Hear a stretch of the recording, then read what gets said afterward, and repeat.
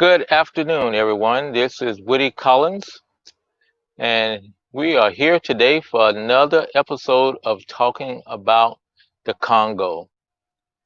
And today's subjects are we're going to revisit schools, and also revisit bankings. It's kind of almost a rant session that I'll be talking about some things. And the whole idea is we talk about things that how things should work. And a favorite term that we use in the Congo is in theory. In theory, it should work this way. However, sometimes it does not work that way. When things don't meet the expectations that you expect it to reach, we say in theory. If there's a good chance of it's not reaching that way, we really say in theory. So, what do we have that we're going to talk about in theory or revisit it? The schools. As we talked about yesterday, uh, schools in the Congo now are supposedly free. However, as we saw yesterday, free does not mean that the parents or the kids do not have to pay and risk the chance, or they risk the chance of being put out of school. Some of the children showed up yesterday without uniforms. Some of them showed up without masks. And also, I asked later my folks over there on the ground and asked them, says, "Hey, is anybody checking the children's uh, temperature?"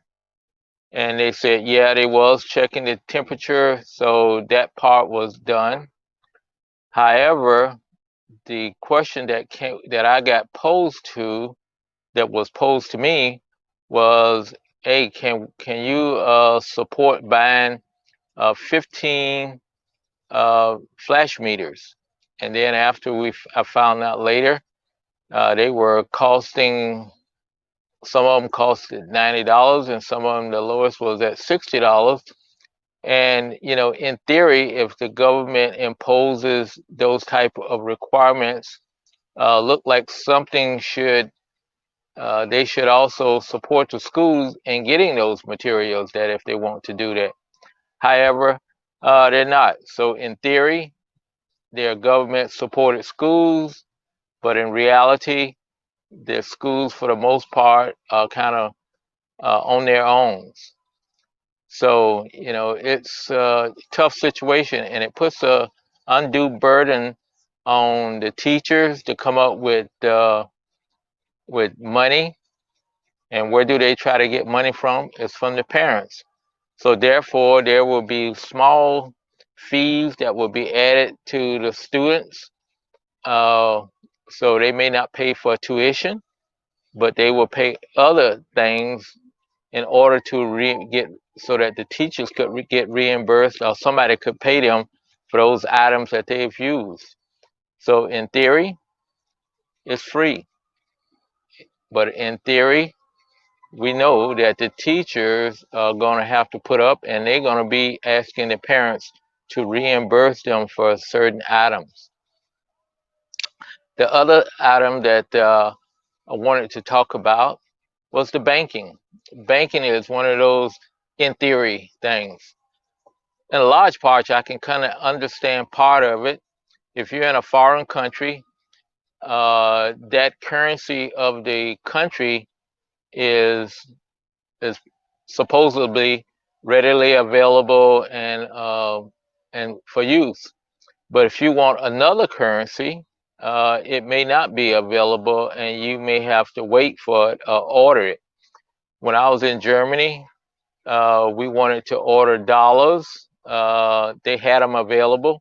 However, if you were going to another country from Germany, such as Italy or the UK, and you wanted some British pounds, or you wanted some lira, or you wanted some pesos for Spain, any other foreign currency, they would not have may not have them available. So you would go into the bank and tell them, and they would tell you, "Oh, come back in 5 days." come back in 3 days, and we'll have whatever you need. How many you're gonna need. So, but in the Congo, you have the situation that even though the currency is the Congolese franc, but they use a lot of dollars there, and a lot of the merchants uh, they prefer dollars, and they will readily take them. However, it's hard in a way to get dollars there at times. We have the situation where I've sent some U.S. dollars. They even have a U.S. dollar account, and you send the money to that dollar account. It all works out good because it gets into the account and everything like that. However, you just can't go into the bank to get dollars. You can expect that they may not have dollars, but you would expect after 5 days or even a week, or even 2 weeks, that you could be able to get whatever in because in the system they have your money, and it's just a matter of them delivering on their promise when you open the dollar account that they would be able to provide you with dollars. However, that's not the situation. That's another situation that's in theory, but in practicality, it is not available. It is not something that you can go about and do. So that's another thing that's I would say that kind of gets on my nerves at time. Those type things that in theory, the bank should be able to provide you dollars, but however, they don't.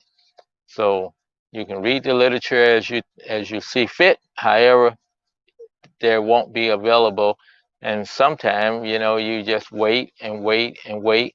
You come in and they'll tell you 72 hours, or they'll tell you uh, it'll be ready by the end of the week, and it's maybe not available. So there's all those type of problems.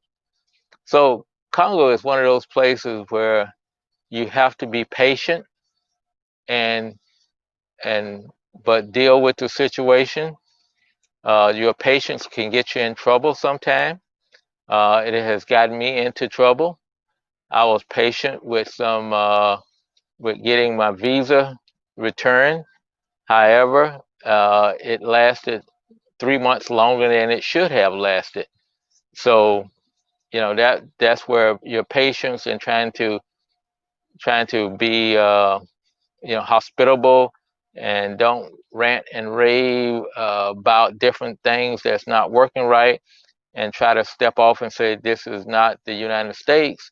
That you don't expect that to happen, but however, since you're in a foreign country, they don't operate sometimes as efficiency as you do.